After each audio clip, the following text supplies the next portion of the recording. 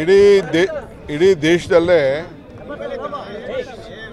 ಭಾರತದ ಇತಿಹಾಸವನ್ನು ಬಿಜೆಪಿಯವರು ಚರಿತ್ರೆ ಹೋಗುವಂಥ ತೀರ್ಮಾನವನ್ನು ಸ್ಪೀಕರ್ ಕೈಯಲ್ಲಿ ಮಾಡಿಸಿದ್ದಾರೆ.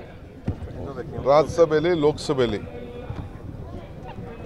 ನಾವು ಕೇಳ್ತಾ ಇರೋದು ಈ ದೇಶದ ಐಕ್ಯತೆ, ಸಮಗ್ರತೆ, ಶಾಂತಿ ಭಂಗ ಆಗ್ತಾ ಇದೆ, ಪ್ರಜಾಪ್ರಭುತ್ವದ ಕಗ್ಗೋಲೆ ಆಗ್ತಾ ಇದೆ.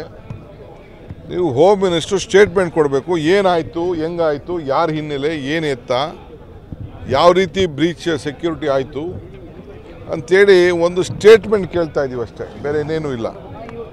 ಆ ಸ್ಟೇಟ್ಮೆಂಟ್ ಮಾಡೋಕ್ಕೂ ಕೂಡ ಒಂದು ಸೌಜನ್ಯವನ್ನು ಈ ಸರ್ಕಾರ, BJP ಸರ್ಕಾರ ರಾಷ್ಟ್ರದ ತೋರಿಸಲಿಲ್ಲ. ಅಂದರೆ ಅದು ಬಿಟ್ಟು 100 ಜನ ಲೋಕಸಭೆ, 46 ಜನ ರಾಜ್ಯಸಭೆ, ಒಟ್ಟು 146 ಜನ ಸಂಸತ್ ಸದಸ್ಯರನ್ನ ಇವತ್ತು ಸಸ್ಪೆಂಡ್ ಮಾಡಿ ಅಸೆಂಬ್ಲಿನ, ಪಾರ್ಲಿಮೆಂಟ್ನ ಎಲ್ಲ ಬಿಲ್ಗಳನ್ನು ಪಾಸ್ ಮಾಡಿಕೊಂಡು ಕ್ಲೋಸ್ ಮಾಡಿದೆಯಲ್ಲ, ಇದು ಪ್ರಜಾಪ್ರಭುತ್ವಕ್ಕೆ ಒಂದು ದೊಡ್ಡ ಅವಮಾನ.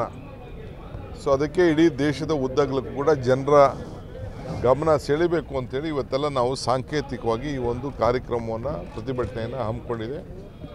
ನಮ್ಮ ಎಲ್ಲ ಕಾರ್ಯಕರ್ತರು ಇವತ್ತು ಪಾಲ್ಗೊಂಡು ಆ ಹೋರಾಟವನ್ನು ಮಾಡಿದ್ದಾರೆ. ಇದು ಧಿಕ್ಕಾರ ಧಿಕ್ಕಾರ ಧಿಕ್ಕಾರ ಅನ್ನೋದನ್ನು ನಾವು ತೋರಿಸಲೇಬೇಕಾಗಿದೆ. ಪ್ರಜಾಪ್ರಭುತ್ವ ಉಳಿಸಬೇಕಾಗಿದೆ. ಸಂವಿಧಾನ ವ್ಯವಸ್ಥೆಯಲ್ಲಿ ಎಲ್ಲರಿಗೂ ಕೂಡ ಕೇಳೋಂಥ ಒಂದು ಹಕ್ಕಿದೆ. ಸೊ ಅದಕ್ಕೆ ಕೇಂದ್ರ ಸರ್ಕಾರದ ನೀತಿ ಧೋರಣೆ ವಿರುದ್ಧವಾಗಿ ಈ ಹೋರಾಟವನ್ನು ಹಮ್ಮಿಕೊಂಡಿದ್ದೇವೆ. ಇದು ಮುಂದುವರಿಸ್ಕೊಂಡು ಹೋಗ್ತೇವೆ. ಪಾರ್ಲಿಮೆಂಟ್ ಎಲೆಕ್ಷನ್ವರೆಗೂ ಕೂಡ ಹಳ್ಳಿಗೂ ನಮ್ಮ ಜನರಿಗೆ ಕೊಟ್ಟಂಥ ಕಾರ್ಯಕ್ರಮಗಳನ್ನು, ಈ ಕೇಂದ್ರ ಸರ್ಕಾರದ ಧೋರಣೆ, BJPಯ ಸರ್ಕಾರದ ಏನು ಒಂದು ಆಡಳಿತದ ವೈಫಲ್ಯ, ಇವನ್ನೆಲ್ಲ ಜನರಿಗೆ ಮುಂದಿಟ್ಕೊಂಡು ಹೋಗುವಂಥ ಕೆಲಸವನ್ನು ನಾವು ನೆಕ್ಸ್ಟ್ 3 ತಿಂಗಳು ಕಾರ್ಯಕ್ರಮವನ್ನು ಹಮ್ಮಿಕೊಳ್ತೇವೆ.